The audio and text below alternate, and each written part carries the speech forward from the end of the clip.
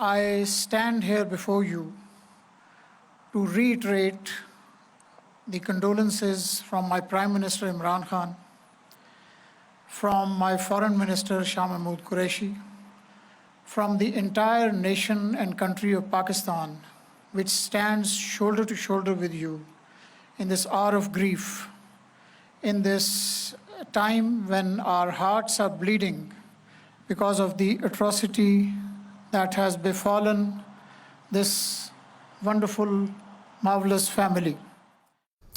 Pakistan's ambassador to Canada spoke at the public funeral for the Afzal family in London yesterday. They were killed 1 week ago, targeted for being Muslim. The family immigrated to Canada from Pakistan, and they are being mourned in that country as well. The Prime Minister of Pakistan spoke out about the attack, and I spoke with him earlier. Prime Minister Khan, thank you for joining me today. My pleasure. You tweeted about the killing of the 4 members of the Afzal family this week. Why did you want to speak out about it, sir? Well, listen, Rosemary, I have spent a lot of my time in Western countries. I've spent when I used to play professional cricket, I used to spend half my year in England. I went to university there. I got married there. I got boys there. So I understand the Western culture.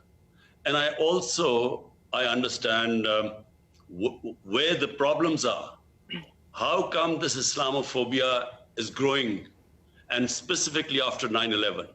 There are 2 landmark dates from where Islamophobia has grown. One was Salman Rushdie's book in 1989, roughly. And secondly, it was after 9/11.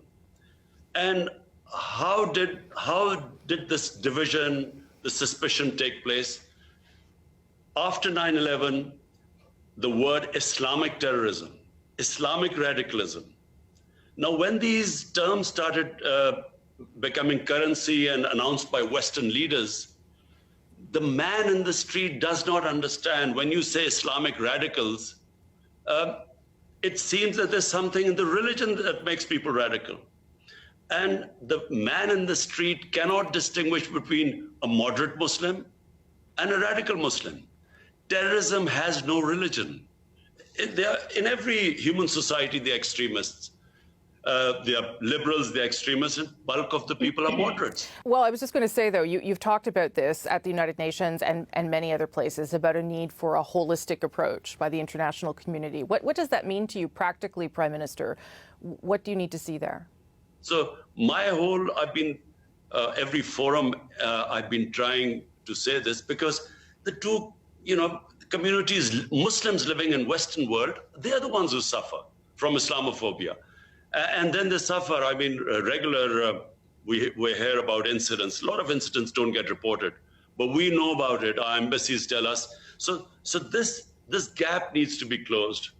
In this instance, it appears it was one person radicalized in some way on his own who did this. What is it that government should be doing, for instance, to shut down online hate toward Muslims?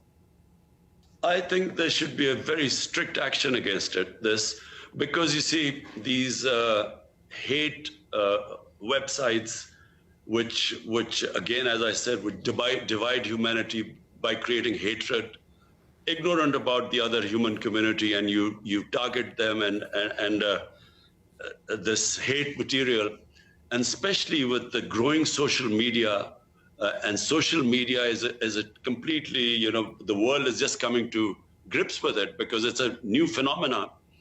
And unfortunately, while there are so many benefits of social media, it's changing the whole world. But this one particular bit, when there are these hate websites, which create hatred amongst human beings, there should be an international action against them.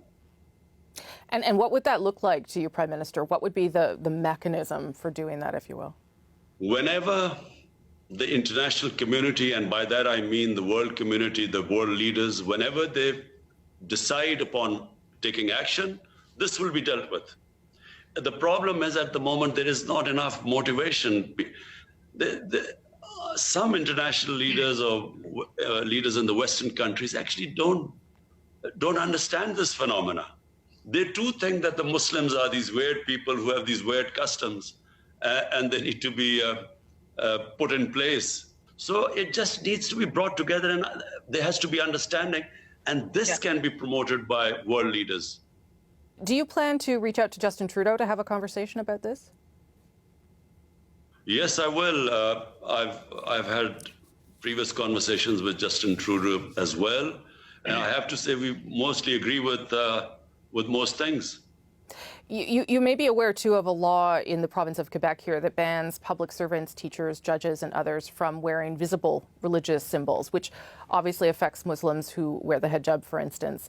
Quebec says this is a law about secularism. What do you make of that kind of law existing in Canada? I find this, secular extremism. It really is against, you see, the whole idea about idea behind secularism is liberalism. You want humans to basically, be free to express the way they want to be, as long as it doesn't cause pain and hurt to other human beings. That's how I understand what liberalism is. So if someone covers their hair, their head, why has it become such a big issue? And I feel this is just a symptom. The main reason behind this becoming such an big issue is because of the way Islam is perceived. And that's why that understanding has to take place. And I also say one thing, Rosemary, that Muslim world also must, heads of Muslim states, must be able to present their cases in world forums like the United Nations and the European Union, so to improve this understanding. And I actually do, people objecting to hijab or, sometimes, people with beards, although beards are now becoming very trendy, although shorter ones. So people objecting to this is quite bizarre for me because, again, I repeat, in the liberal Western democracies, why is this such a big issue? Unless the reason behind it is that there's actually fear of the other. There's a suspicion. They actually do believe that there's something in Islam that leads to radicalism and to extremism and to terrorism. And unfortunately, I repeat again, there are certain Western leaders who believe this. Right. You are speaking about Islam writ large, of course, but as you know, it is very diverse. There are many different groups of Muslims in the world. You have previously said, sir, that you are not aware of events happening in Xinjiang province in China. Canada's parliament has said what's happening to the Muslim minority Uyghurs there is a genocide. Why do you not advocate for those Muslims as you do for Muslims elsewhere? Let me just be clear, Rosemary. Number one, Islamophobia does not affect us Muslims living in Muslim countries. It only affects Muslims in Western countries. And because I know and spend time in Western society, I understand what they go through. So that's why I raise my voice. Now, as for what is the situation of Muslims all over the world, just look at the situation from Libya, come to Syria, to Iraq, to Afghanistan, to Somalia. So there is a serious political problem in the Muslim world and suffering. Yeah, I understand that, Prime Minister, but you have deep economic ties with China, and it would appear that Muslims are being detained and abused in China. Does that not concern you? You see, our relationship with China is such that whatever issues we raise with China are always, behind closed doors. Because Chinese society is such, and we respect them. We have economic ties with China. China is our neighbor. They've been very good to us in our most difficult times. So we respect the fact that if we have concerns, we talk about behind closed doors. Just to end again on, Prime Minister, on what happened in Canada with the Afzal family. As you know, there's a 9-year-old boy that did survive the attack. He's in hospital. That family has many friends in the community. What would you say to their remaining family and friends after this event? I must say everyone is shocked in this country because, we saw their family picture. And so, a family being targeted like that has had a deep impact in Pakistan. We have our embassy in Canada is in touch with the other family members. We are trying to work out what's the best, what we can do for them. And we will come up with some sort of a solution. Our foreign office, we're all in touch and we're working out. But at the moment, we are still in a state of shock because it is, when that happens, you immediately start thinking about your own family. Yeah. And you sort of worry about everyone gone and just one boy left.